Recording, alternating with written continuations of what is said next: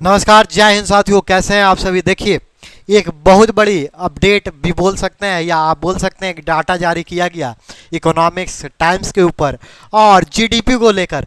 हर समय हम लोग बात करते हैं ना कि देश की कंडीशंस क्या है। आज 5 साल होने चला, 5 सालों की रिजल्ट, हर एक की नज़र, हर एक की तीखी नज़र किस पे होती है?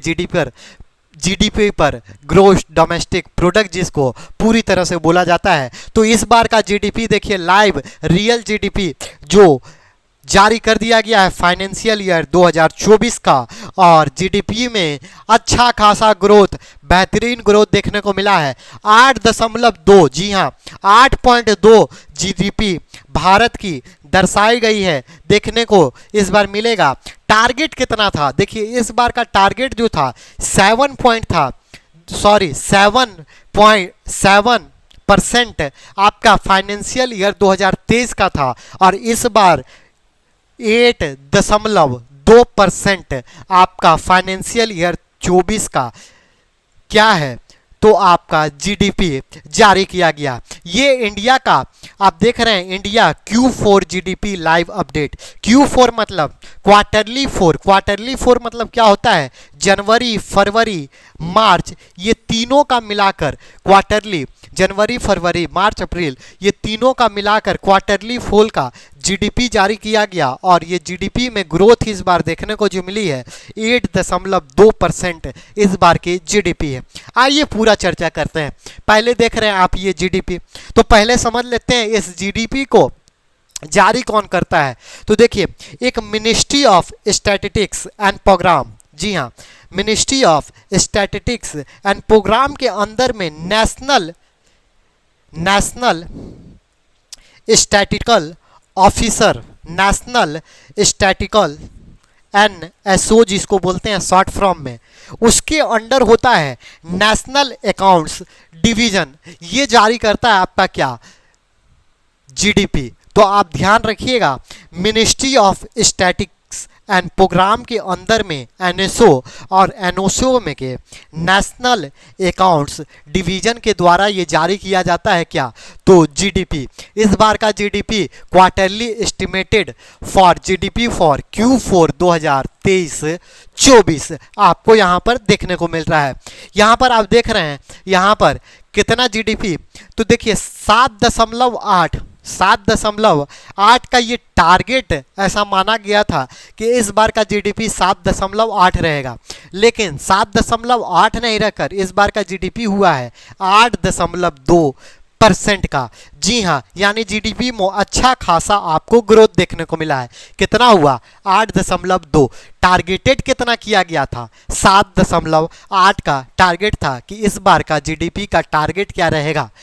7.8। ये आप मैप के माध्यम से देखना चाहें, मैप में बोल रहा हूँ, ग्राफ के माध्यम से देखना चाहें तो आप देख सकते हैं ग्रोथ रेट। ये आप देख रहे हैं 2019 और 20 का। ये 2019 और 20 में के बाद जब ये लॉकडाउन यानी कोविड का समय था, यानी कोरोना का वर्ष था, तब आप देख रहे हैं -5.8 में जीडीपी चला गया था।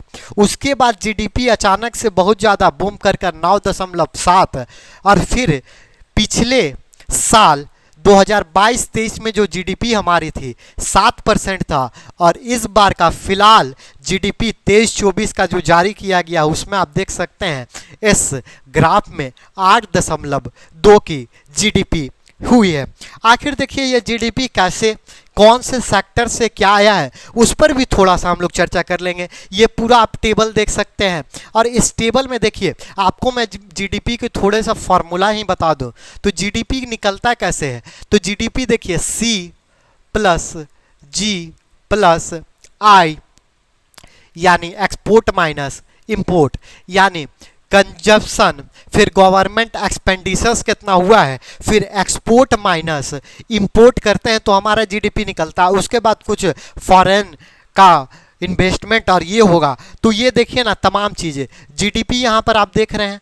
जीडीपी के कैसे कंपोनेंट्स को लिए गए हैं वो आप देख सकते हैं। तो देखिए प्राइवेट फाइनल कंजम्पशंस जो मैंने बताया, उसमें एक्सपेंडिचर्स गवर्नमेंट के फाइनल कंजम्पशन कितने हैं वो आप देख सकते हैं, उसके एक्सपेंडिचर्स, और फिर ग्रोस फिक्स्ड कैपिटल फॉर्मेशंस ये आप देख सकते हैं। इसके बाद क्या किया गया, एक्सपोर्ट और इंपोर्ट ये दोनों को माइनस करके रखा गया होगा, और फाइनली आपका जीडीपी निकल कर कितना आया, तो फाइनली आपका जीडीपी निकल कर आता है 17 करोड़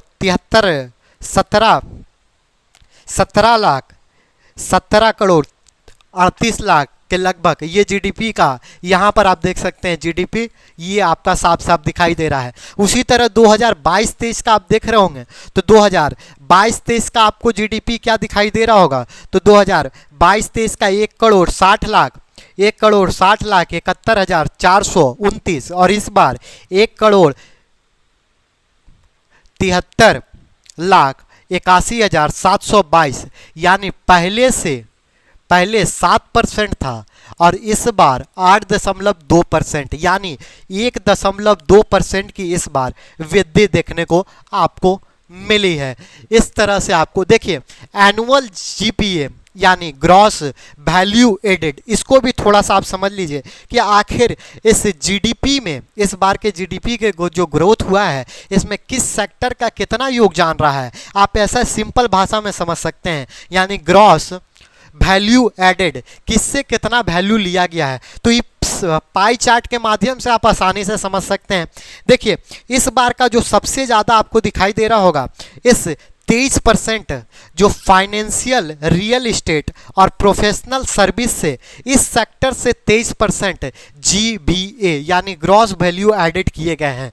फिर आप देखिए इसके बाद जो सबसे इंपॉर्टेंट रहा है कौन सा सेक्टर, तो एग्रीकल्चर, लाइफ स्टॉक, फॉरेस्ट्री और फिशिंग से 18% का, और इसके बाद जब आगे बढ़िएगा तो public administration, defence and other services से 15% का, और उसके बाद trade, hospital, transportation, communications, service related production से 17%, कंस्ट्रक्शन से भी 9%, इलेक्ट्रिसिटी सप्लाई ये सब से 2%, मैन्युफैक्चरिंग सेक्टर से 14% का, और माइनिंग ये सब से मात्र 2%। सबसे कम आपको देखने को क्या मिला है, तो माइनिंग का सेक्टर, और सबसे ज़्यादा फाइनेंशियल और रियल इस्टेट से आपको यहाँ पर वैल्यू एड करने को देखने को मिला है। ये आप चार्ट के माध्यम से देख सकते हैं। एग्रीकल्चर का कितना, तो 0.5% के हिसाब से निकाला गया है, तो 0.6%, माइनिंग, मैन्युफैक्चरिंग, कंस्ट्रक्शन और इलेक्ट्रिसिटी। नेक्स्ट आप क्या देखते हैं, तो नेक्स्ट फिजिकल डेफिसिट। जी हाँ, इस बार फिजिकल डेफिसिट की अगर बात की जाए तो इसमें भी अच्छा खासा रिकॉर्ड रहा है, क्योंकि फिजिकल डेफिसिट इस बार हमारा, देखिए फिजिकल डेफिसिट क्या होता है, जब सरकार जब आमदनी दिखाती है तो खर्च भी तो दिखाएगी।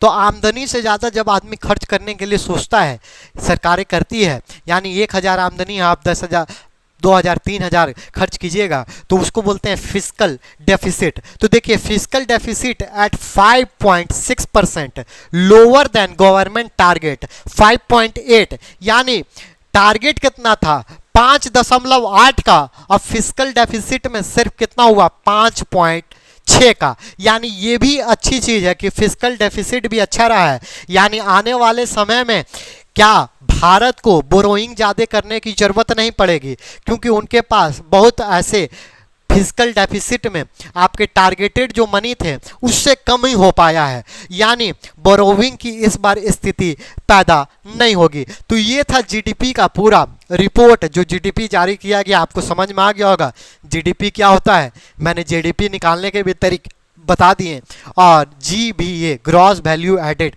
किस सेक्टर से कितने आपको मिले हैं। तो मिलेंगे, आपको वीडियो अच्छा लग रहा होगा तो इसी तरह दोस्तों के साथ शेयर करना ना भूलिए। मिलेंगे फिर वीडियो में, तब तक के लिए जय हिंद।